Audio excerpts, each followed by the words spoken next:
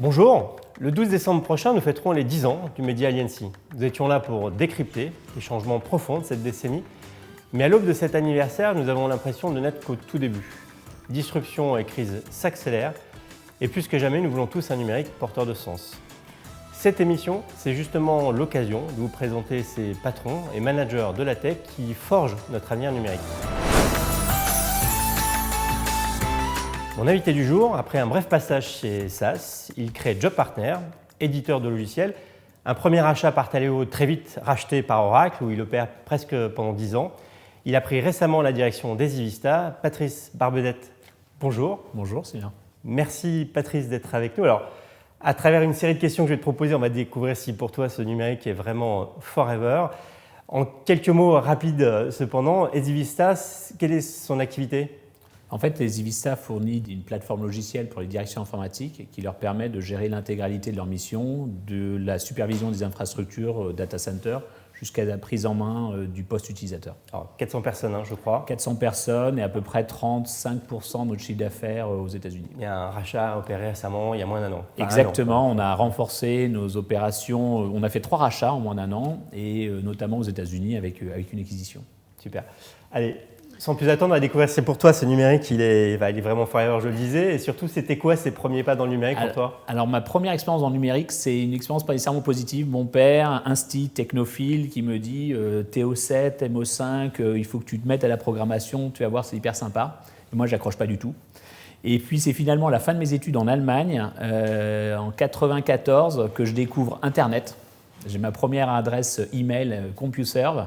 Et ma copine est aux États-Unis, elle aussi en échange, et je découvre Internet par ce biais-là. Allez, je te propose de choisir une question de 1 à 5 pour en savoir un peu plus sur toi. Eh bien, le numéro 3. Allez.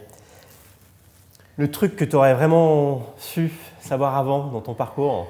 Ce que j'aurais aimé apprendre avant, c'est sans doute qu'il faut mieux avoir peu d'investisseurs que trop d'investisseurs. Quand j'ai créé JobPartners, j'ai eu la chance de pouvoir convaincre pas mal d'investisseurs. J'en ai eu beaucoup, peut-être beaucoup trop. Et ça a été parfois sur les 10 ans de vie ou 13 ans de vie de JobPartners un peu compliqué. Et là, ce que je trouve vraiment bien en ce moment chez Esivista, c'est qu'on a plusieurs investisseurs, mais un majoritaire, très majoritaire. Et ça permet beaucoup plus de sérénité pour gérer l'opérationnel. Allez, un autre choix de question. 1 à 5. 1. Allez. Le mentor, le coach qui t'a le plus inspiré ?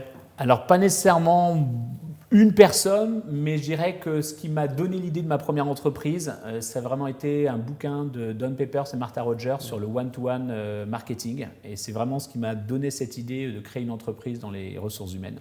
Bon, puis après, je sais que tu nous disais que tu as beaucoup d'inspiration très régulièrement. Exactement, je lis beaucoup et je prends à gauche et à droite, je suis une sorte d'éponge qui aime bien aller chercher différents endroits, différentes idées. On vient de passer 10 ans, qu'on va bientôt fêter, en tout cas pour Aliancy. Et quel regard tu portes sur ces 10 années qui viennent de passer ? Alors, grosse période chez Oracle quand même pendant ces 10 ans. Oui, grosse période chez Oracle. Et pour le coup, moi je suis un enfant du SaaS. Je suis né où j'ai créé autour du SaaS il y a 20 ans. Et donc pour moi, le fait majeur, c'est que dans ces 10 dernières années, le SaaS a vraiment rééquilibré les pouvoirs ou les actions, les stratégies au sein des entreprises entre les directions informatiques et les directions métiers, de rééquilibrage de la relation entre IT et métier.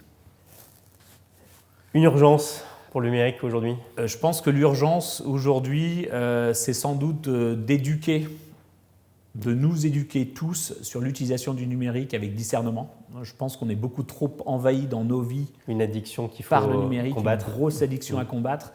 Et en bon fils d'instit, je dirais que c'est dès la petite enfance qu'il faut vraiment faire en sorte que les enfants apprennent à s'ennuyer, apprennent à prendre des livres et pas à se jeter, tout simplement parce que je ne sais pas quel âge ont tes enfants, mais je t'invite, moi j'ai fait lire au mien La fabrique du crétin digital, donc qui est un bouquin à lire pour tous les parents.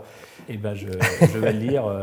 On te donnera les références à un prof du CNRS qui a écrit ça. Allez, une autre question à choisir. 5. Ta vision du futur du travail ? Alors je pense que le travail, il évolue en permanence, il a évolué en permanence, il va continuer à évoluer en permanence. On l'a vu dernièrement avec la Covid, on a changé les pratiques du travail. Donc pour moi, le futur du travail, ça doit rester que le travail, c'est un moment, un endroit de lien social fort. Et je pense qu'on ne parle pas suffisamment de cette importance du travail dans le lien social.